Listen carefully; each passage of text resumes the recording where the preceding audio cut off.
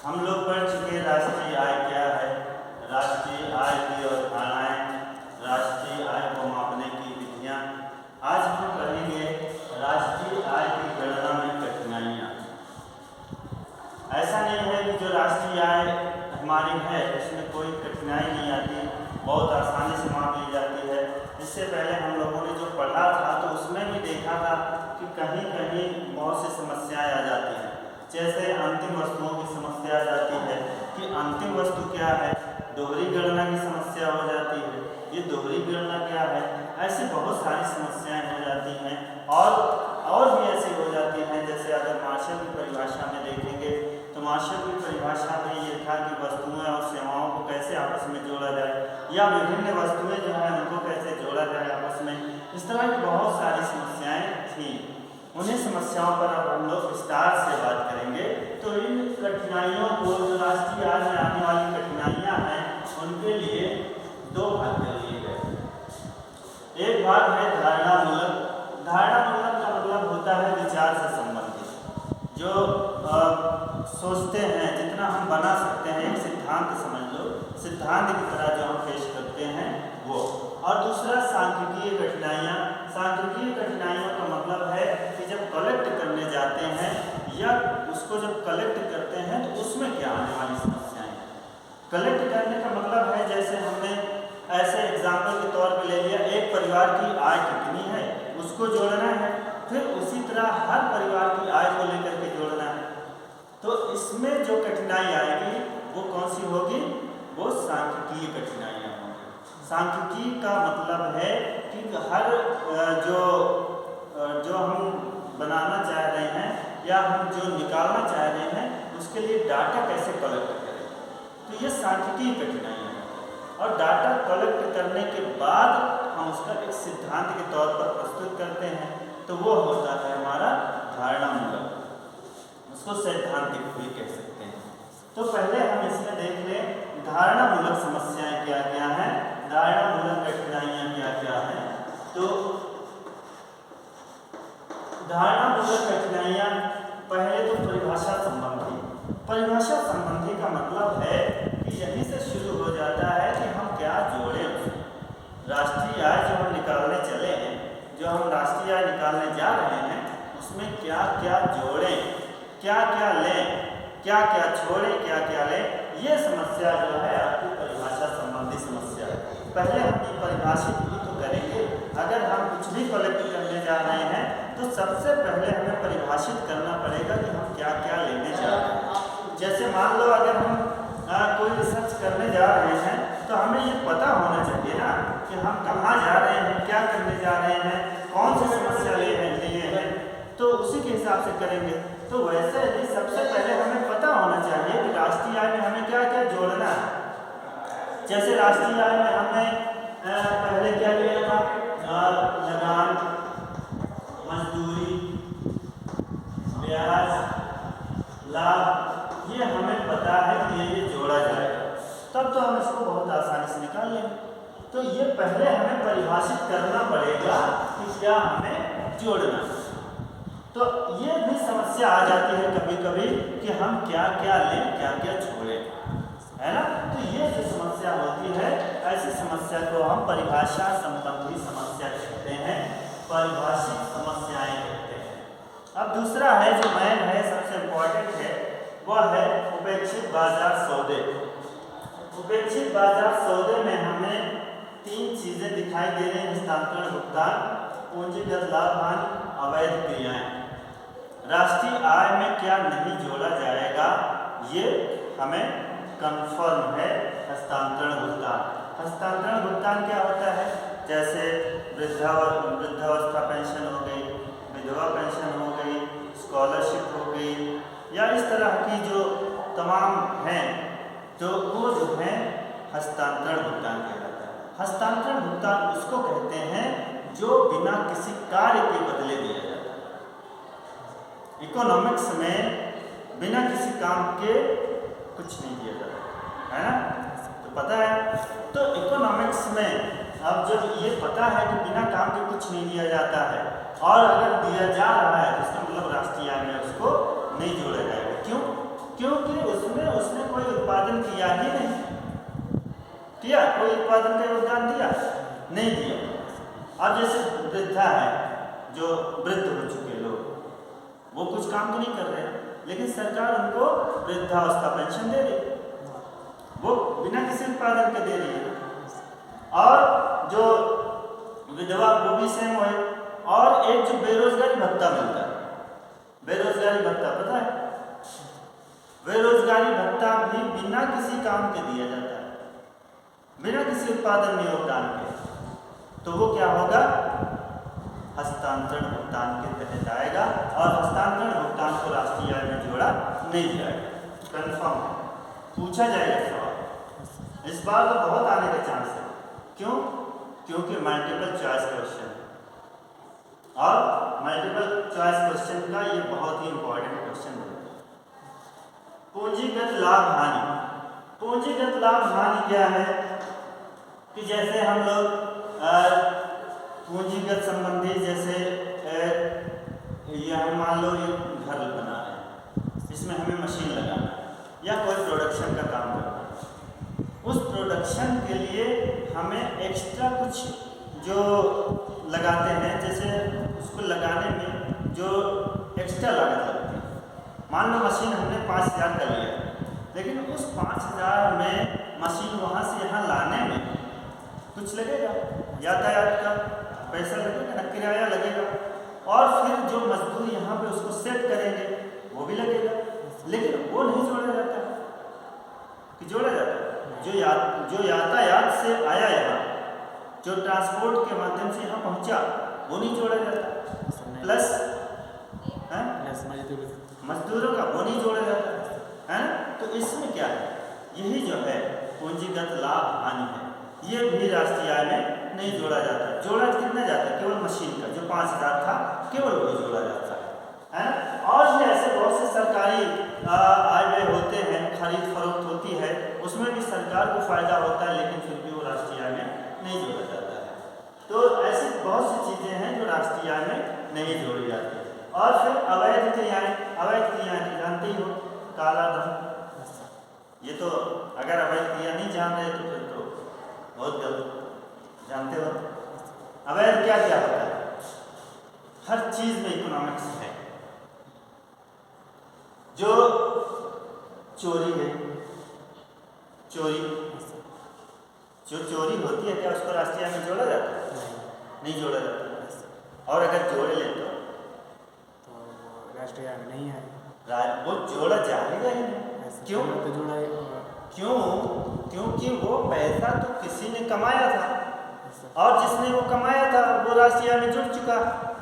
और अगर उसको चोरी वाला हम जोड़ते हैं तो इसका मतलब पहले तो ये है कि जो चोर ने उसको चुराया है वो बिना किसी उत्पादन क्रिया किए हुए ही उठाया है ना, बिना किसी मेहनत के, बिना किसी कार्य किए हुए ही उठाया।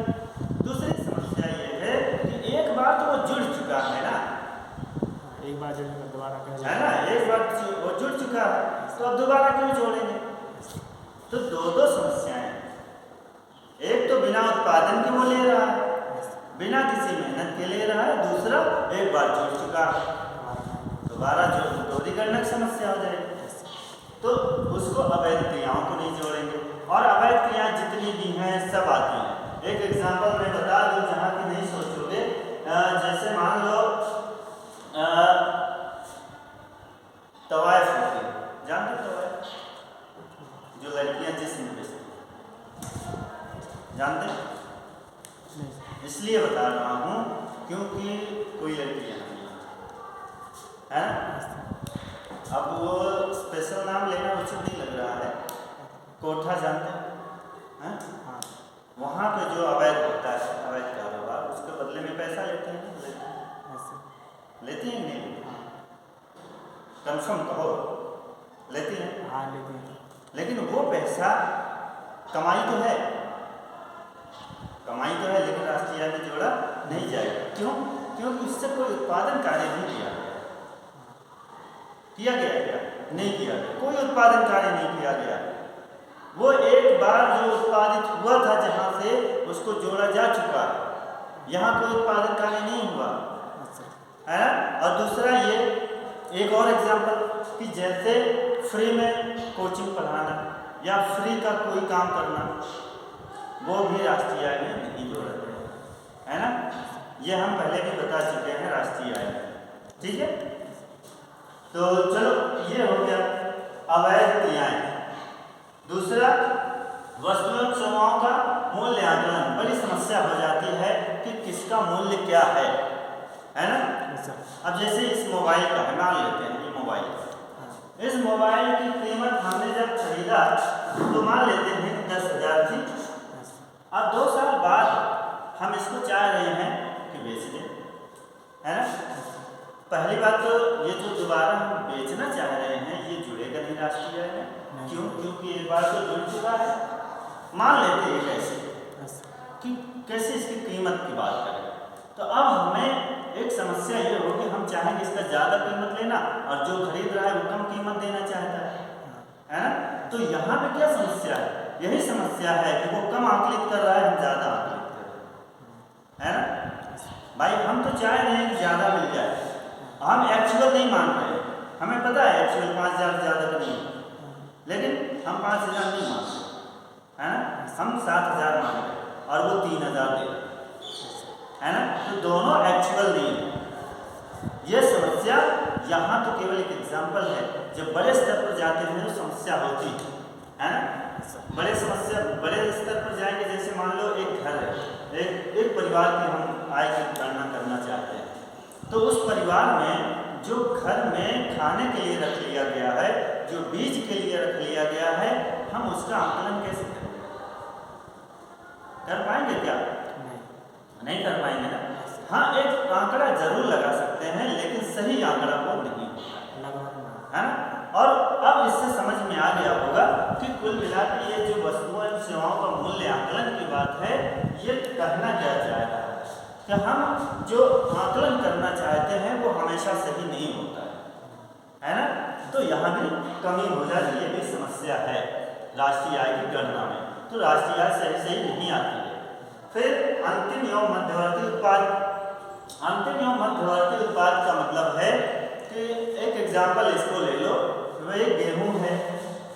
गेहूं सबसे पहली प्रक्रिया है उत्पादन की। पहले गेहूं उत्पादित हुआ खेत में, है ना। गेहूं से पहले कुछ उत्पादित हो सकता है?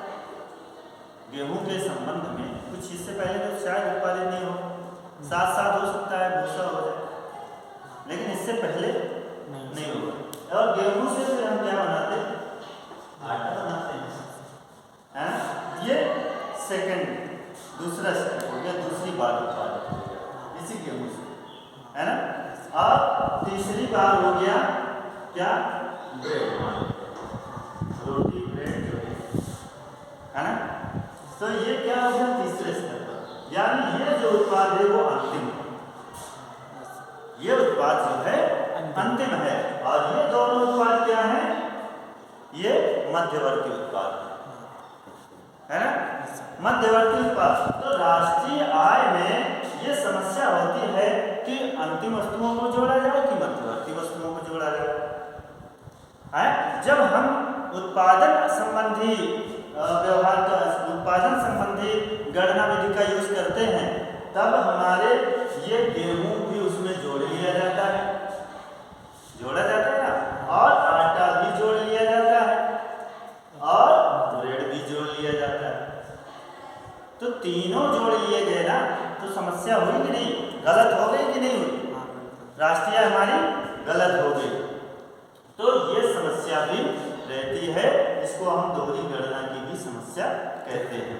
दोहरी गणना की समस्या के नाम से यही जो है हम आगे भी बढ़ रहे हैं।